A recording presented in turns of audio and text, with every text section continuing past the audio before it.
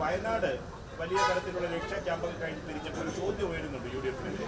നിങ്ങൾ തന്നെ വയനാട് ചൂരന്മല ദുരന്തത്തിൽ പ്രഖ്യാപിച്ച 100 വീടുകൾ ഇതുവരെ അതിന്റെ ഒരു ഡേറ്റ് എന്ന് നിങ്ങൾ പ്രഖ്യാപിക്കുന്ന ഗുണവാർത്ത കണ്ടെത്തും, എന്ന് വീട് പണി എന്ന ചോദ്യം ആവർത്തിച്ച് UDF-നെ അലട്ടുന്നുണ്ട്. ആ ചോദ്യത്തിന് മറുപടി ഒരു അലട്ടലും ഇല്ല. ഞങ്ങൾ പ്രഖ്യാപിച്ച പല കാര്യങ്ങളും ചെയ്തു. ഒന്ന്, രാഹുൽ ഗാന്ധി ഇടപെട്ട് കർണാടക ഗവൺമെന്റിനെ കൊണ്ട് ചെയ്യിപ്പിച്ച 100 വീടുകളുടെ പണം കൈമാറി. ഒന്ന്, ലീഗ് പ്രഖ്യാപിച്ച 100 വീടുകളുടെ സ്ഥലം ഏറ്റെടുത്ത് നിർമ്മാണ പ്രവർത്തനം തുടങ്ങി. അപ്പോൾ എത്രയും 200 വീടായി, ആകെ 400 വീടേ ഉള്ളൂ.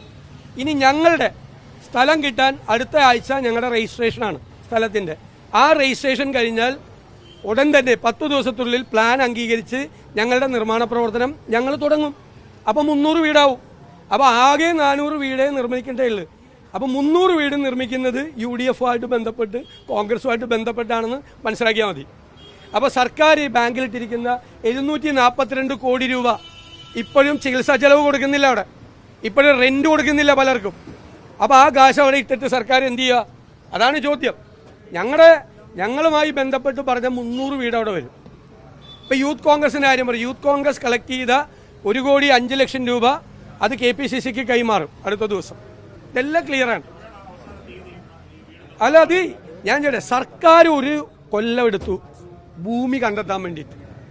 സർക്കാർ ഞങ്ങൾക്ക് ആ ഭൂമി തരില്ല എന്ന് പറഞ്ഞപ്പോഴാണ് ഞങ്ങൾ ഭൂമി നോക്കി തുടങ്ങിയത്. 3 മാസമേ ഉള്ളൂ. നിങ്ങൾക്കറിയാം എന്തുകൊണ്ടാണ് സർക്കാർ ഒരു കൊല്ലം വൈകിയത്?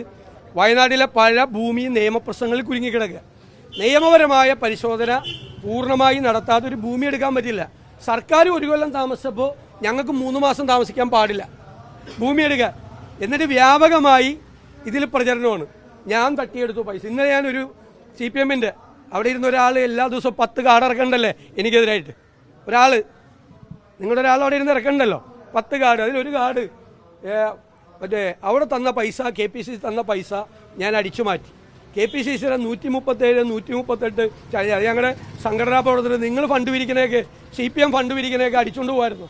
പിണറായി വിജയൻ 16 കൊല്ലം പാർട്ടി സെക്രട്ടറി ആയിരുന്നപ്പോൾ CPM ഫണ്ട് പിരിവ് നടത്തിയതൊക്കെ അദ്ദേഹം വീട്ടിൽ കൊണ്ടുപോയിരുന്നു. ഞാൻ വീട്ടിൽ കൊണ്ടുവരുന്നു 100 കോടി രൂപ, 137.